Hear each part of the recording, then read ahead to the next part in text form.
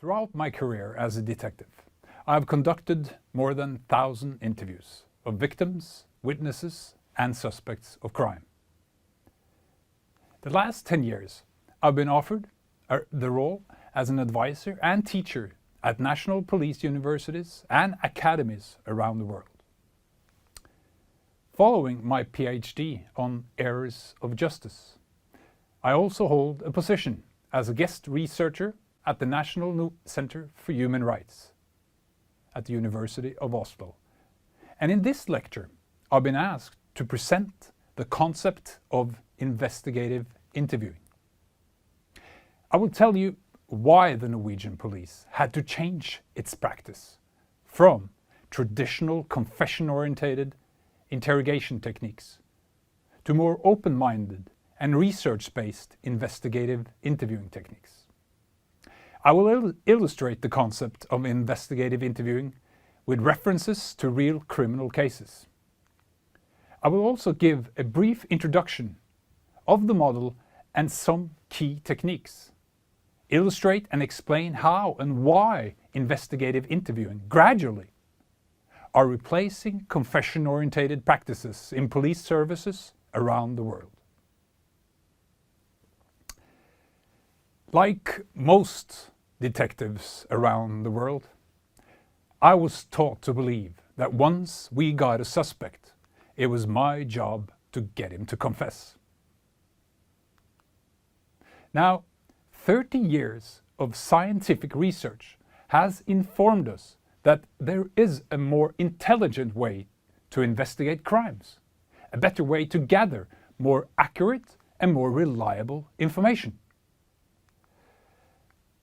The turnaround operation from confession-focused interrogations to information-gathering investigative interviewing requires a change of mindset. We have to teach our detectives to think differently, to provide them with knowledge and methodology that stimulates them to identify alternative hypotheses and actively test them, rather than pursuing information confirming their belief of guilt. Now, torture is a blunt and fundamental breach of human rights and the presumption of innocence. Psychological manipulation and other coercive interrogation techniques designed to make people confess may not be as brutal as physical torture, but these psychological modifications are only different means to achieve the same end, namely to get the suspect to confess. The mindset of the detectives remains the same, stimulating nothing but tunnel vision and the planting seeds of coercion. If we want to develop our police, we have to provide them with an alternative. If you take away a tool from a practitioner, you need to replace it with a new one, a tool they find applicable. In many countries, that tool, unfortunately, is still torture. As we soon shall see, in my country, that tool used to be psychological manipulation. In order to change and develop our police, we need to provide our police officers with an alternative. And that alternative is investigative interviewing. This is my firm belief that if we teach the police the concept and philosophy underpinning investigative interviewing, we can actually operationalize the presumption of innocence in a sustainable and effective way. In fact, research, and in my country, 20 years of experience, show that investigative interviewing is indeed more effective than the traditional confession-focused approach. When I entered the University of Liverpool as a student, a new world opened up to me. A world of knowledge that I realized was essential for the Norwegian police. Remember, this was before the internet was common. I had found a goldmine of highly valuable and relevant knowledge. And having studied the literature, I conducted a comprehensive survey amongst Norwegian police detectives regarding their thoughts and practices of issues related to police questioning. The first conclusion I highlighted in my master thesis was an obvious one, but nevertheless a very important point. Namely, that the detectives reported that they had no official training in interviewing. Now, of course, as a homicide detective, I already knew that, but now it was documented and highlighted in a scientific report. This also meant that our police service had no official methodology. Some police officers conducted their interviews in one manner, others with a completely different approach. As a researcher with access to inside information, I got hold of some internal texts written by senior detectives, unofficial manuals, if you like, where older colleagues were advising younger detectives to use psychological manipulation in an attempt to get confessions. Let us take a closer look at one of the manipulative techniques. You start your influence and work him up from the very beginning. Your goal is to become the only one providing him with comfort and support in his difficult situation. You control who he is allowed to have contact with, and in that way prevent that he receives psychological support from others. Other similar techniques would be like portray yourself as the suspect's best friend. Pick the suspect up for questioning right before food is served in the prison so that you can provide him with food and in that way underline your compassion for him. But this is not compassion or genuine respect for human dignity. This is sophisticated manipulation, instrumental and false. Remember, these techniques were used in a combination with full isolation in custody. We even learned techniques how we could manipulate the defense lawyer out of the police station.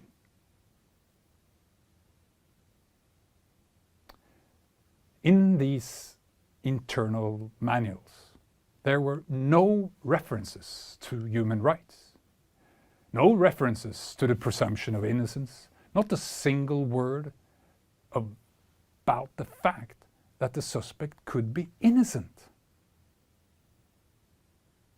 False confessions was not even mentioned. Everything was about how to get the suspect to confess. A very dangerous thing I noticed with these internal manuals was that they were classified as secret material for police only, official manner, and the likes. Nobody had seriously reflected upon the fact that the coercive techniques our senior detectives passed on was outdated. They were typically picked up from their own bosses, retired long time ago. We're talking about techniques dated 40, 50, even 60 years back in time. These outdated techniques had survived through generations because we, the police, had a culture of secrecy, claiming that interrogation techniques had to be classified. The society around us had developed in a democratic way. Our interrogation techniques had not. Could you imagine if the setting I'm describing to you now, if this was a hospital full of doctors conducting surgery on their patients with old and secret, individual and completely different procedures? No one would ever trust such an institution And that is not a good state to be in for a profession that wants to gain public trust and be looked upon as a professional and fair. A police service in a democratic society dedicated to the rule of law cannot have secret interrogation techniques.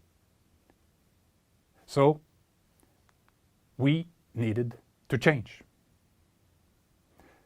And when I had completed my master degree, I traveled back to Norway, establishing a working group with colleagues and started the development of Norway's first official training program in investigative interviewing, inspired and influenced by the British police that were the first country in the world to change. In Norway, we named our training program Creative. Each letter is an acronym for a value or principle that we wanted our new training program, our interviewing techniques, to be associated with. The training program consists of 16 theoretical lectures with video exercises in between. We do talk about some law, and one of the laws or principles that we highlight is the Council of Europe's standards for suspects interviews. In 2002, the European Committee Against Torture drew up standards for European standards for how suspects are to be interviewed in Europe. The first thing the CPT says is that the questioning of criminal suspects is a specialist task which calls for specific training if it is to be performed in a satisfactory manner. Now, the reason why they have included that statement is that they have experienced that many police officers around in Europe do not have any training in interviewing. I think that it's a misunderstanding that if you have a mouth and ear, it is believed that you can interview. Well, sure you can, but if you want to do it in a professional manner, you need training. Then they go on to say that the precise aim of such questioning must be crystal clear. That aim is to gather and obtain accurate and reliable information. And they could have stopped there, but they don't. They talk about what the aim is not. Namely, not to obtain a confession from someone already presumed in the eyes of the interviewing officer to be guilty. And by stating precisely that, the Council of Europe's Committee Against Torture takes a clear stand away from confession-oriented interrogation techniques and highlighting investigative interviewing techniques. In the training program, we also offer lectures of human memory theory, eyewitness psychology, decision-making theory, communication skills. We also have a lecture about false confessions, how to prevent them, what kinds of false confession exists. This may be a painful lecture where we highlight mistakes of the past, but we do it in order to develop ourselves. And this is highly essential information for our colleagues, how to prevent false confessions. Now, of course, the most important lectures in the training program is the training of the interview techniques itself. The model we use is based on the British peace model, in which the interview is divided into different stages, from planning and preparation. Here we divide between physical preparations, case-related preparations, and mental preparations. The next step in the model is the introduction and rapport. How do we ensure that the persons we interview actually and genuinely feels that they are respected, that their case is taken seriously, that their human rights are taken seriously, that they will be listened to. When rapport, genuine rapport, is established, the model allows those we interview to deliver their first free account, uninterrupted by the police. They are now given the opportunity to tell their side of the story. Here we teach our detectives active listening skills. Then it is time to ask questions in the clarification and disclosure stage. What kind of questions should we ask? In what order should we ask them? What kind of questions do we not ask? Then we train how to close the interview in a professional manner. Also included in the model is the evaluation stage, when the interview is over. The best detectives are those who evaluate their own performance each time. What went wrong? How can I improve myself? Video recording of interviews, as I stated earlier, of course, increases the ability of a police service to professionalize themselves by evaluating each other's, looking at each other's video recordings, for instance. So this is the model, as I said, based on the British peace model. Now, during the last 10 years, I've worked with the Norwegian Center for Human Rights and been engaged in human rights dialogues with different countries around the world. We've been visiting and received visits from Indonesia for over 10 years. And our strategy there is to identify colleagues within the police force that show interest in investigative interviewing, that wants to read more about it. And we give these colleagues extensive training. And this picture is showing colleagues from the Indonesian police training investigative interviewing in Jakarta for Bareskrim. We cannot change a huge country like Indonesia. The development has to come from inside.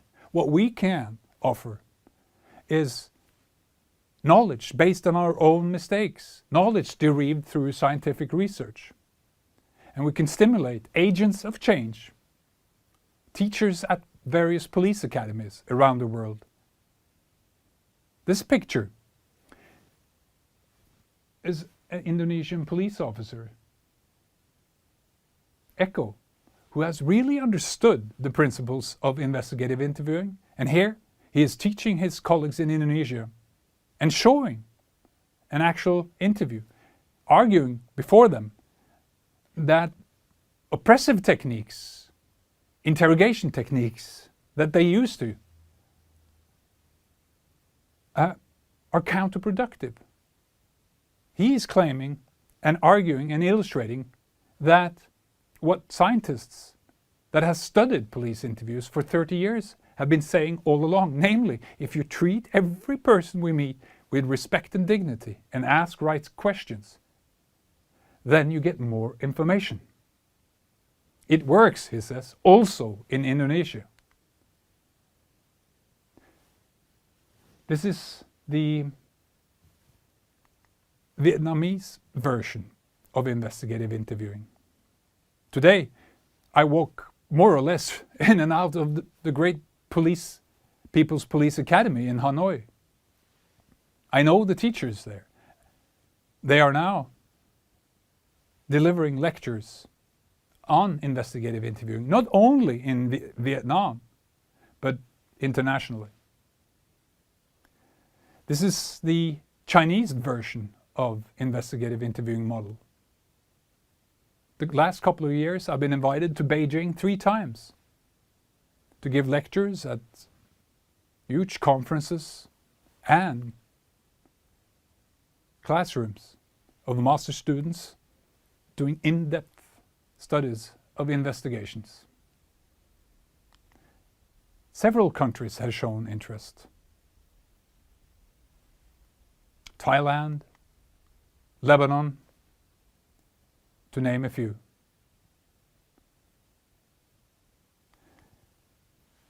Now, in some cases, it is argued or believed that investigative interviewing is some kind of a soft approach, soft interrogation. This is not true. Investigative interviewing,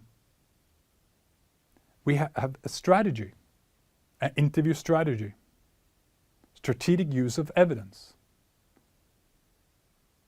in which we teach our detectives to identify, of course, the evidence we may possess in the case.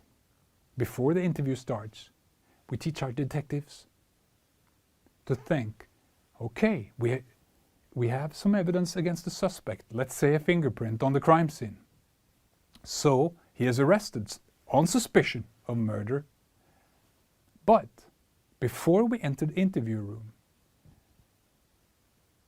our detectives, following the strategy, will have to identify all other plausible alternative explanations by asking themselves if the suspect is innocent. How come we have his fingerprints on the crime scene? What are the plausible alternative explanations?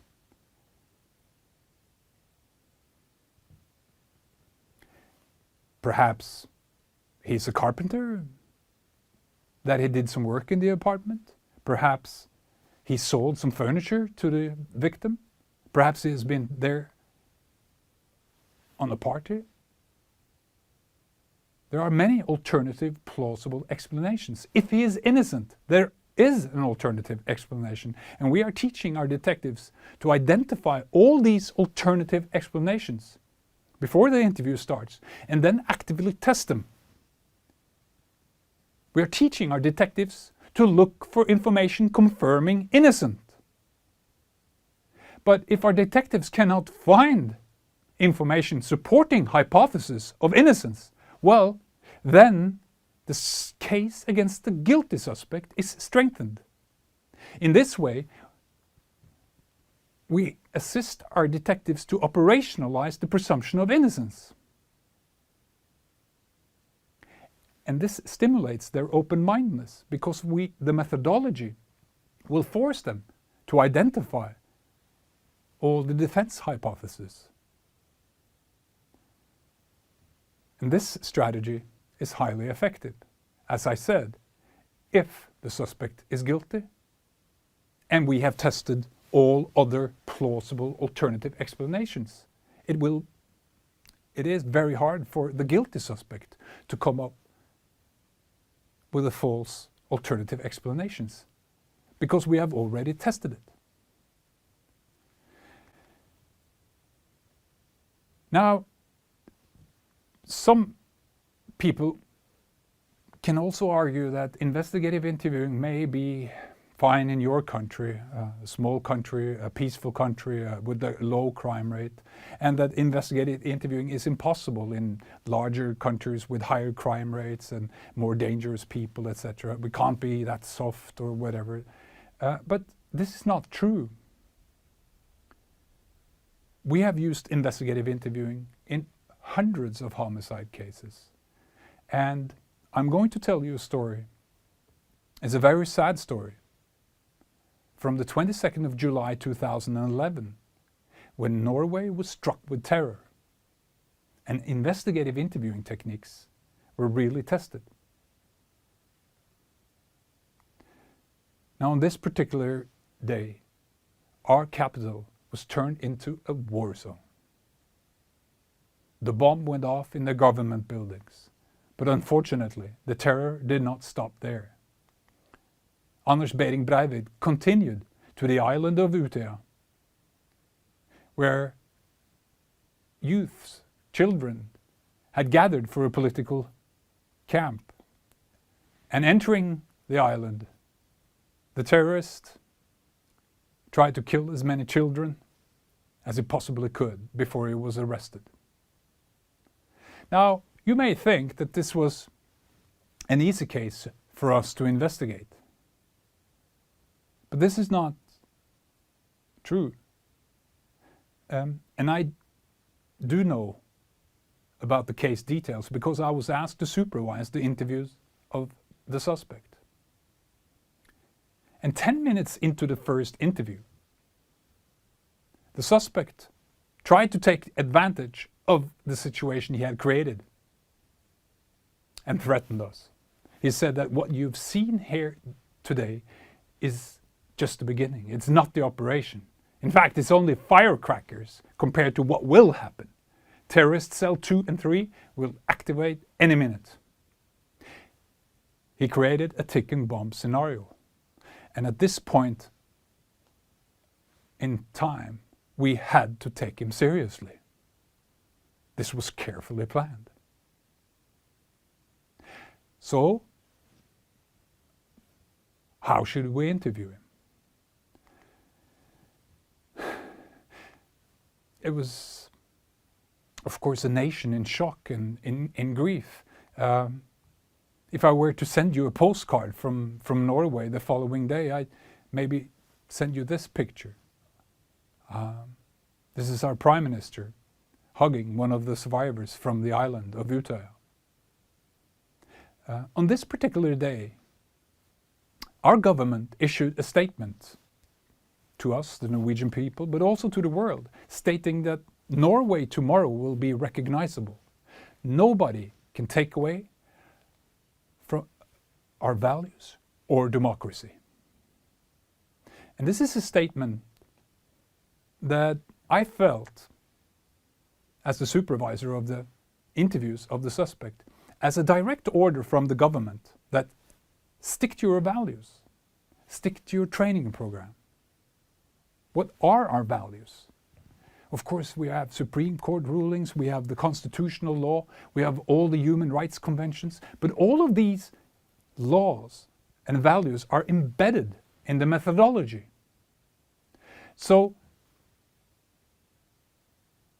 one thing is, of course, the values on paper. Another thing is to put the values into action in highly pressured situations. Nina is an experienced homicide detective in Oslo, and she got the responsibility for conducting the initial interviews of the terrorist. And when she testified later in the United Nations building in New York about the interviews and why Norway chose to stick to investigative interviewing, she said that in this pressured situation, it was a relief and a great assistance for me to follow a procedure, to follow a methodology that I had been trained in, that I had conducted hundreds of interviews before. But it was when the pressure was at its highest that I needed the methodology the most. And I knew that if I followed the methodology, I would also follow all the principles and values that the government ordered us to follow. So we did everything we could to ensure that the terrorists would not change Norway, that we would not let go of our values. Now we know that other countries have responded to terrorism ignoring their own values by resorting to torture. This is not only against all human rights, it is also ineffective because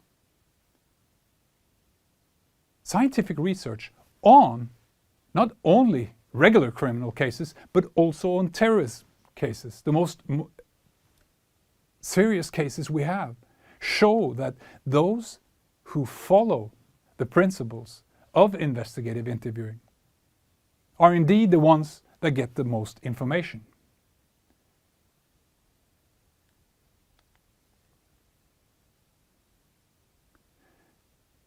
Now, it has been internationally recognized that there is a movement around the world for a change. Started in the UK, Norway has followed, New Zealand, other countries, and as I explained, a lot of countries are now having investigative interviewing introduced. But change has to come from inside. It's not a change that can happen overnight. But we can dedicate ourselves. And the United Nations have decided, after they received a report from the Special Rapporteur Against Torture, Juan Mendez, in 2015, he argued before the General Assembly in New York that the world has to come together and draw up a set of global guidelines for police interviewing, because he had seen, like many other human rights defenders, that unfortunately coercion, manipulation, and even torture still continues to happen in police interviews today. So Juan Mendez wanted the United Nations to come up with a set of global guidelines. And he invited experts from all over the world and listened to them and decided quite early on that we will go with investigative interviewing. It is based on science, it is founded in human rights, and research show that it is also a more effective way of solving crimes. So today, an international group of experts have completed the 5th draft of the global guidelines, and I do hope that they will be issued by the United Nations within the next year. So thank you very much for listening, and thank you for your time. If you want to read more about investigative interviewing, the good thing about it is that it is not a business. It's not a private company. It is a methodology based on science where knowledge is shared for free over internet, in universities, in police academies that has adopted it. Thank you very much.